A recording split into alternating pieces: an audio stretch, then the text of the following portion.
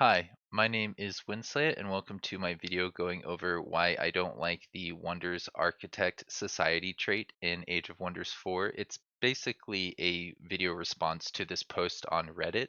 I wanted to share their discussion and their research because they found a lot of really good stuff and put it all here in this one place so that you could quickly compare the different options that you do get from the Wonders Architect trait, which spawns in a location near your start.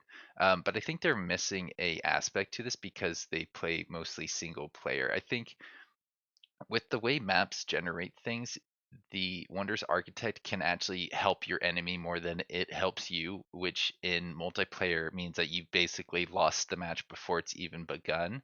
And in single player, that's not a big deal. You just load up a new map and you have a fun experience. But with the way multiplayer works, with the way it doesn't even save your settings for the multiplayer, like if you want to play on a large map, it'll default to medium. And if you want to make it so that heroes return to the owner, not the winner, you have to set that up every single time. You want to make sure that you are picking society traits that don't require you to just forfeit the game and set up a new one as quickly as possible. If we look here, the thing actually generated what looks like one, two, three, four places away. I've never seen it generate so far away. In Age of Wonders 4, usually it spawns in right next to you, or one away, or potentially even three away from your capital, three provinces away. But I think with the way this all like worked out, and it ended up counting it as, yeah, one, two, three this way, and it's adjacent to my enemy. So that's really, really bad. Now, Whistler then is great if you can attach it to your city on turn one. There's things that you can do to make it easier to attach to your city on turn one. Like, for example, my hero right here that I'm playing as is uh, a imperialist, which gives you an extra pop and now can make it easier to attach to things that only spawn two provinces away. Say it spawned over here, I would be able to get it this turn, turn one. I think I can load up another save to show that off.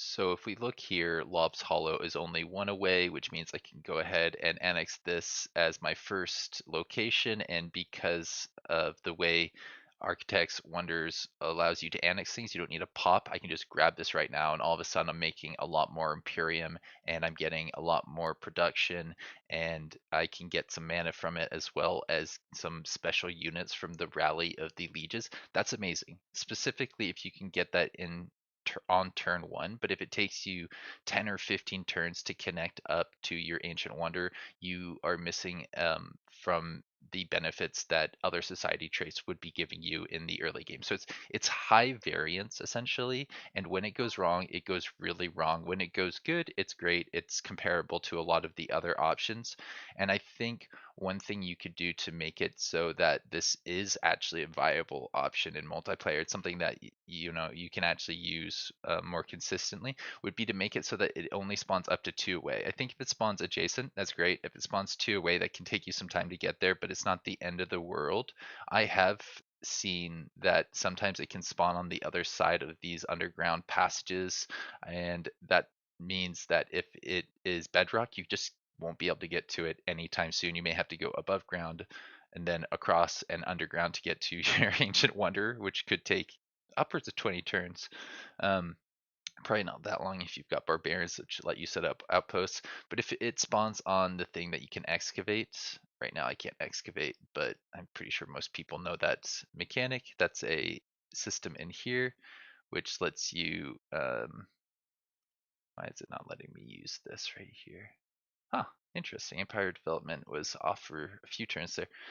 Right, you can excavate for free if you're an underground start. So you can excavate to get out towards it. It'll just take you a few turns, and it might be outside of your annexation range. That reminds me, I saw something else on Reddit, which I think really highlights how bad this start can be. If you're above ground, you can actually spawn it across water so that you would have to take the um, embarking trait. I think it's called embark or disembark. If you go up here, it's the first one. Yeah, basic seafaring would allow you to get into the water to go over towards the other location.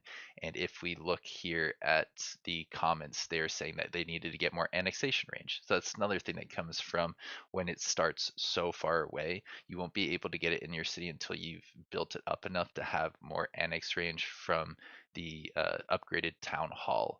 I think they mentioned that, yeah, 3 distance, ideal 2 gives them that bonus. I'd say ideal is right next to it, and I'm pretty sure it can be right next to it. And they were saying, yeah, they had to build the town hall upgrade to get that. They were just asking about the quest, it looks like here. But I think with that done, we can now move on to the rest of the post that looks like it's Business Desk wrote this one. It's a great Reddit name.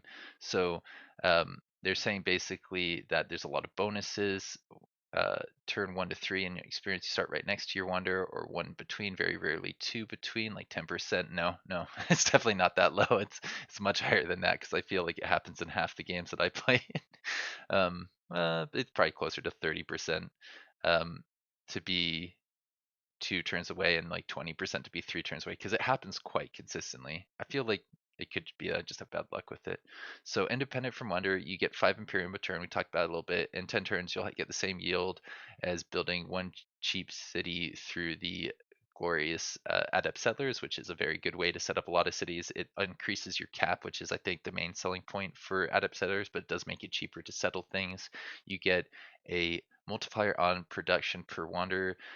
Rare to get 2 on the same city. I kind of forgot about that. Oh, and the no pop cost when binding also makes it very easy to set up outposts that generate a lot of income because your outposts can use the upgrade here to get a work camp, which allows you to annex something else. So your outpost doesn't even need to be directly next to a wonder. You can set up your outpost um, 2 provinces away, not adjacent, but like the one across from adjacent to allow you to get 3 provinces under the control of 1 outpost. So in that regard, it's very efficient economically, but all the other pieces need to land in the right place for that to actually be something that you can get to. Because this is more like a mid-game thing. You're going to need 100 Imperium to make the outpost, and you're going to need to clear out some ancient wonders in order to attach them to your outposts. The first one's just free. You don't actually have to fight to clear that one out, but after that, you will have to fight to clear out most ancient wonders. I was thinking about making a list of all of the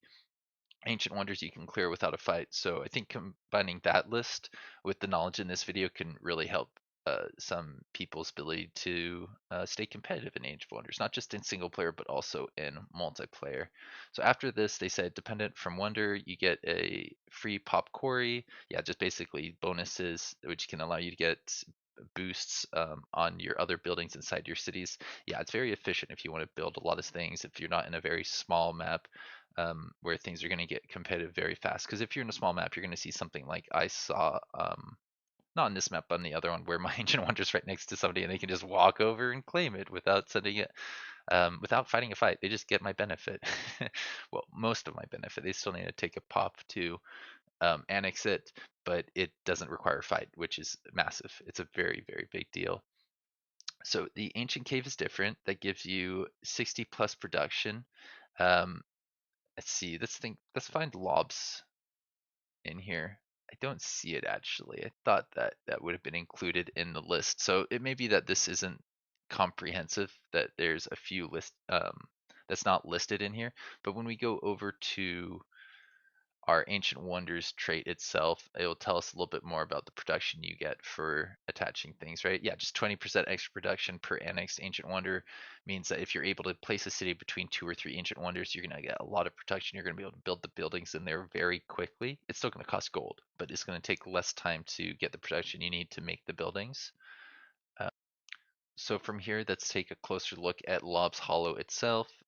We talked about how it increases your production. You get 20 production on that, and that takes you to like 61 production. So let's compare that to the list of things you get from here. I think when it's saying 60 plus production start is saying that you don't get 60 production from it, right? You get the 20 production from it plus 5 production from it being a quarry, and that will take you over 60 production. If you've got some stability, you might be able to get a little bit more than 60 production, or if you annex another location that is going to be like a quarry or something like that. Right there, I took a forester, so I got plus 3. So yeah, I guess that would take you to maybe under 61. It can depend on a couple other things like your general stability. But yeah, going back to the other things you can basically get a lot of production to just build things very quickly. You can get a lot of research. Right now I have 60 research. Being able to get up to 85 research is almost a 50% increase for almost nothing, for almost no investment. That's more than what I believe what was it? It's Hermit Kingdoms gives you in terms of free production from research, but it isn't dependent on your guys being far away from other cities. It isn't dependent on your cities not being adjacent to, I think it's free cities or enemy leaders cities or enemy ruler cities. So this says it counts as research post. It gives you some fortification, can be set as a unit deployment thing. That's one nice thing that you can get from a lot of these different locations. I don't think Castle Ruins is the only thing that improves your general research. You can basically get like production, you can get research, you can get growth and hero cap because I believe the hidden Wellsprings gives you a free hero. Right here it says counts as farm. Um, you get some stability per fishery. Fisheries are better now, so you can actually get a lot more out of them. They count towards boosts as a farm. Um, let's see, what else does it say? It gives you some extra healing and you get extra hero cap. Self-explanatory. You get 25 bonus food. Yeah, it's funny. It doesn't say the bonus food here. If I go here, it'd be like 25 on top of my 49 or something close to that. And it gives you, yeah, just a little bit extra hero cap, which I believe is kind of like city cap. I can't remember where they keep track of it. It probably would be where you go when you try to recruit somebody in here, right? Yeah, I think that would increase if you get the hidden one. I wanted to go through and try and generate them all, but it just requires a lot of time and investment to get them to all show up. I'm going to trust that this person did their research when they made this list for us. So here it says, oh, I'm trying to extend this. You also get the Crystal Forest, which is their least favorite because it gives a good summon. It's good for summons because you get more mana, I think, and yeah, more mana per conduit in a city. Which yeah, I understand why you're not a big fan of mana, why you wouldn't rank that very highly, but that's yeah, it's gonna be good if you're summoning a lot of units or if you're trying to get a lot of enchantments. Mana can't be used for upkeep, so that could be one reason why you'd want more mana. It would allow you to do a little bit more of that strategy a little bit faster, but I agree. I think research is generally the best one out of all of these. Um, it seems like they're saying that they don't like the randomness, but if you can work with it, it's pretty awesome. Right, the -5 stability while not working towards your total pops is pretty interesting. It does take some stability from your city, making it so it's going to produce less things, but it doesn't require a pop to get there. And I think pops affect stability as well, so it's kind of like saving you a little bit of stability as well.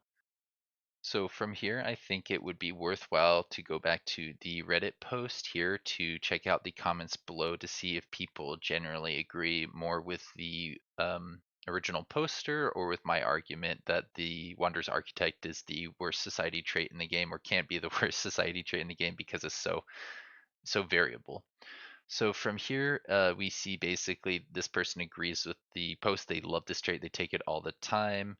Um, do you see the variance in distance? They say that, yeah, but when they do, the town hall is sometimes not even able to get there out to the Ancient Wonder in time before the game is over. That makes sense. Some games are going to be done very quickly, and I think Ancient Wonders are Wonders Architects is definitely not a trait that you're going to want to take in a smaller map when the game might be over quicker. If you're doing a 1v1, I think you're putting yourself in a really risky position by taking Wonders Architect. You'll probably want something that will be online a little bit faster and will help you in combat.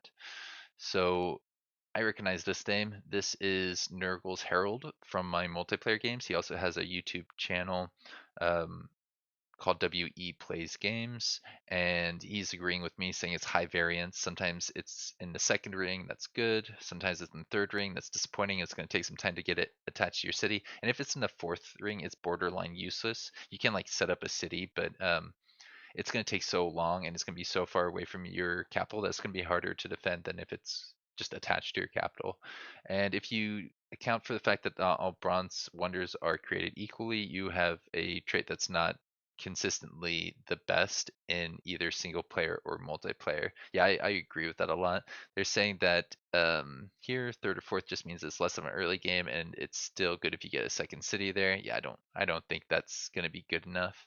If it was consistently first or second ring, it would be an A tier pick, one that I'd probably use a lot more. And I think that that would be a pretty smart change if like the devs wanted to do that. I think all of a sudden this becomes a much better option. Maybe you want to make other aspects of it weaker. If you're going to make it the first or second ring, I think taking away the extra production for being attached to wonders would be totally acceptable, a totally fair trade-off because sure that's great in your cities, but if it's attached to an outpost that doesn't really do you any good. Outposts, I don't think, use production to even build their work camps or their watchtowers. So it's just kind of like a waste when you attach it to an outpost. We have some other things about how they rarely get it in the third ring plus, but I just think that that's how these dice rolls work. Some people are going to see it more than the average. Some people are going to see it less than the average, and it's high enough that I just don't feel like taking the risk.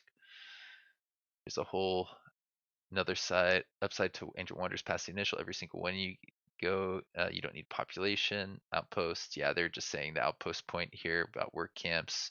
Now you can have outpost wonder and a third for mana or gold to offset the upkeep. They take this combination a lot when they're trying to just restart a map slash scenario a few times. It's just giving them a hard time, which is totally fair. If you're in single player, you can just keep resetting it until you have a good start, a good economic start that can allow you to get a good military up in the mid game to late game.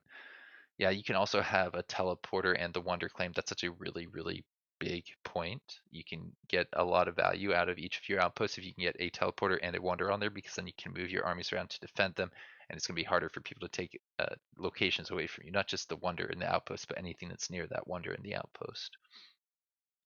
So they're saying something about 12th or 13th tilt. I don't know what that means. um, Wonders Architect would be best if there weren't in fact it can spawn miles away. It sounds like they're agreeing with me a little bit more. You're surrounded by mountains. You can just restart. I think you should make it 1 or 2 away. I tried it yesterday like 15 times and had one that was like 3 away.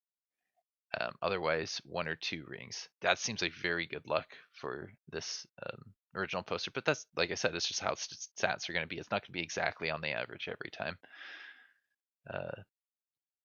Yeah, they don't care about the starting wonder. I don't. Yeah, I think that's amazing. I think they're wrong. There's more here. I remember seeing one down here that's a longer point. Talented collectors can far surpass wonder architects. I used that recently on my MP and I like it a lot. Magic materials are more abundant than wonders and grant you extra income with TC treats at the town center. Yeah, so the 20% production requires 120 production to match the amount that you would get from an equivalent talented collectors. I think talented collectors plus 30 is practically immediate, and you can annex the node and clear. You just need to annex the node and clear the mobs on it. Which, if you put your outpost directly on it, that can give you some room to get a teleporter or other things if that's something that you want. They give you a magic material node. Magic materials provide other bonuses. That's a very good point. And now they are involved in crafting, so don't want to forget that either. As an extra, talent collectors works well with Tome of Alchemy. Yes, I agree. I use that in the multiplayer as well with Alchemy as one of your tomes. The starting magic material is worth an extra 60 yield with the refinery. Yeah, right, because there's something from that tome of Alchemy that allows you to get the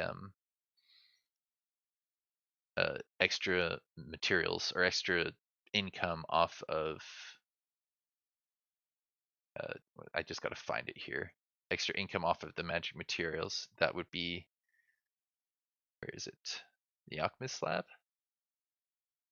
No, magic refinery. Here it is. Yeah, you get extra knowledge, extra gold, for every magic material in the domain of that city. So it's kind of like you want to place it near a lot of magic materials, kind of like how with architect wonders you would want to put that near around a lot of wonders. Makes sense. It's like the focus of the trait. But yeah, that's pretty much everything I had for you today. If you got any other comments that you'd like to share, please feel free to do so below. I'll see you around. Have a good one.